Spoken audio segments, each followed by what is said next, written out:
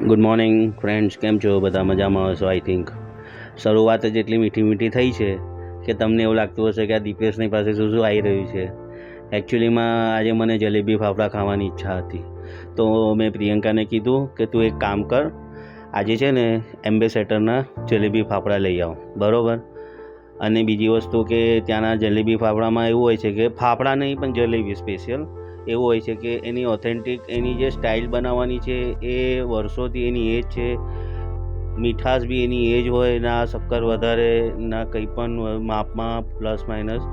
ને ખાઓ તો આજે બી ખાઓ અને 10 વર્ષ પછી પણ ખાઓ, મીઠાઈ હોય કે જલેબી હોય એઝ ઇટ ઇઝ જ તમને મળશે, બરાબર. આ વિડીયોઝમાં તમને એવું લાગતું હશે કે આ બધી મીઠાઈની દુકાનમાં બધી આટલી બધી મીઠાઈ મેં મંગાવી. મેં કીધું ના, આપણા માટે સ્પેશિયલ ખાલી જલેબી જ હતી જે બની રહી છે. તો મેં મારા વાઈફને કીધું કે તું એક કામ કર, દુકાનમાં જેટલી પણ સ્વીટ્સ છે એ બધી સ્વીટ્સના તું વિડીયો પાડ. એટલીસ્ટ આપણે ના ખાઈ શકીએ તો કંઈ નહીં, આપણા વ્યુઅર્સ છે જે લોકોને ખાવું હોય તો એ લોકોને આઈડિયા આવે કે અહીંયા પણ આ બધી વસ્તુઓ અહીંયા મળી રહી છે.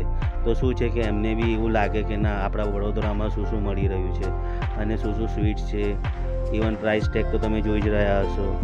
પ્રાઇસ મેટર નથી કરતો, ક્વોલિટી મેટર કરે છે. હવે એકચ્યુઅલીમાં કેવું છે કે હાઇજીનિટી હવે એટલી બધી પ્રિફર છે બજારમાં કે આપણે એ વસ્તુનું ક્યાંથી લેવું ને એ બહુ જ મોસ્ટ ઇમ્પોર્ટન્ટ થિંગ છે. આ બધી એમની સાઈડમાં ફરસાણની બધી વેરાયટીઝ છે, એમાં એમના સ્પેશિયલ મખાનાઝ મૂકેલા છે, પછી એમને ચકલી મૂકેલી છે, ચણા મૂકેલા છે. હવે તો દશેરા બી આવશે તો દશેરા માટે એમને જલેબી ફાફડા માટેના બોક્સીસ બી તૈયાર કરી રાખ્યા છે. આ એક નાનકડું બોક્સ હતું, મેં એને કીધું કે તું જો એક કામ કર, જો કેવું છે પછી આપણે ડિસાઇડ કરીએ લેવું કે નહીં લેવું. કેમ કે આ બધી વસ્તુઓમાં કેવું છે, એકવાર લઈએ તો ખરા પણ હમણાં વરસાદની સિઝન છે ને તો શું છે આ બધું હવાઈ જાય, એટલે પછી લીધા પછી એવું થાય કે ભાઈ પછી એકવાર ખાધું ને પછી ફેંકી દેવાનું થાય. એટલે મેં કીધું તું જોઈ લે, તને લાગે તો પછી આપણે લઈશું. અને સાઈડમાં જો આ બધી ડ્રાયફ્રૂટ મંકી છે, પછી બદામ હલવો છે, પછી આ તમને અંજીર ટોસ્ટ છે, પછી આ તમારે બધી કાજુની આઈટમ છે, સ્પેશિયલી આ મોતીચૂર ઓરેન્જ ડ્રાયફ્રૂટ બોલ છે. આ બધી વસ્તુઓ આપણે તો ક્યારે જોયા બી નહીં હોય એવી બધી વસ્તુઓ છે બજારમાં. પણ હવે શું છે કે હવે ટાઈમ અને સિચ્યુએશન એ પ્રમાણે લોકો પોતાની ખરીદી કરતા હોય છે.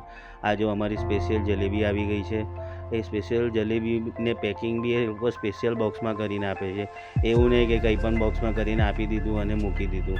જો હવે એના ઉપર એ લોકો આ લોકો ડ્રાયફ્રૂટ નાખે છે, બધું સમજો કાજુ નાખે છે ને કાં પિસ્તા નાખે છે, એટલે ગાર્નિશિંગ બી એટલું પરફેક્ટ કરીને આપે ને કે સામેવાળો માણસને ના બી ખાવું હોય ને, ફૂલ ડાયાબિટીસ હોય ને તો બી એ ખાવા માટે મજબૂર થઈ જાય. હવે પછી મેં એને કીધું કે તું એક કામ કર યાર, વડોદરામાં આવી જ છે, મીઠાઈ લે જ છે, તો પછી તું એક કામ કર, તું હવે દુલીરામ પેંડાવાલા પાસેથી 250 ગ્રામ પેંડા પણ લઈ આવ, બરાબર.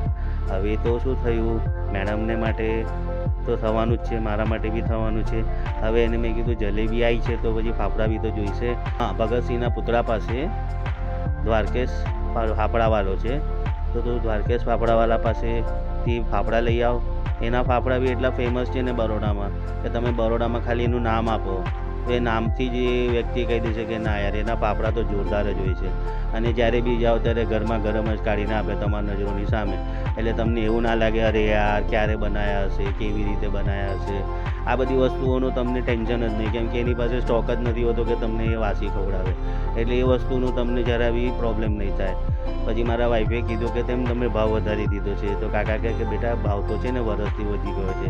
એટલે એનો મતલબ અમે બી વરસથી ખાધું જ નથી, એનો મતલબ એવું થઈ ગયું ને. કેમ કે હવે કેવું છે, થોડો થોડો ભાવ વધતો રહે છે મોંઘવારી પ્રમાણે. કાકા કહેતા હતા મારો વિડીયો તો નાખીશ ને, તો મારી વાઈફે કીધું હા હા કેમ નહીં નાખું, તમે ટેન્શન ના લો, તમે હવે વડોદરામાં ફેમસ થઈ જશો. તો તમે ત્યાં જાઓ તો આ વિડીયો જરૂરથી બતાવજો. દ્વારકેશ ફરસાણ નાસ્તા હાઉસ. એના પછી બરોડાના સ્પેશિયલ ગણેશના સમોસા આવી ગયા છે. હવે મેડમ કહે કે તમારા બધાનું તો થઈ ગયું, મારું શું? ને મેં કીધું એક કામ કર, તું ગણેશના સમોસા લઈ આવ, કેમ કે એને બી એ સમોસા બહુ જ ભાવે છે. એકચ્યુઅલીમાં ભાવે તો મને બી છે, પણ મેં કીધું હવે સ્વીટ્સ ખાઈશું, ફાફડા ખાઈશું તો પછી આ વસ્તુનું પછી મજા નહીં આવે એમ. અમુક વસ્તુ અમુક ટાઈમે જ ખવાય. અને આ અમારી ગણેશ શોપ એવી છે ને કે અમે લોકો સ્કૂલ ટાઈમથી લઈને અત્યાર સુધી આ ભાઈ બી ત્યાંના ત્યાં જ છે. સમોસા બી એવા ને એવા જ છે એઝ ઇટ ઇઝ, કોઈ ટેસ્ટમાં ફરક નહીં. એટલે આ બધી વસ્તુઓ છે, બરાબર. હવે જો અમારી મેડમ નીકળી, ગાડી સ્ટાર્ટ કરશે અને ઘરે આવશે. તો આજનો વ્લોગ તમને કેવો લાગ્યો એ જરૂરથી જણાવજો.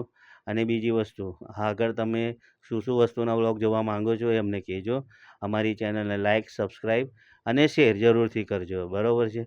નાનું નાનું આવશે પણ આવશે જરૂર. Okay, thank you very much.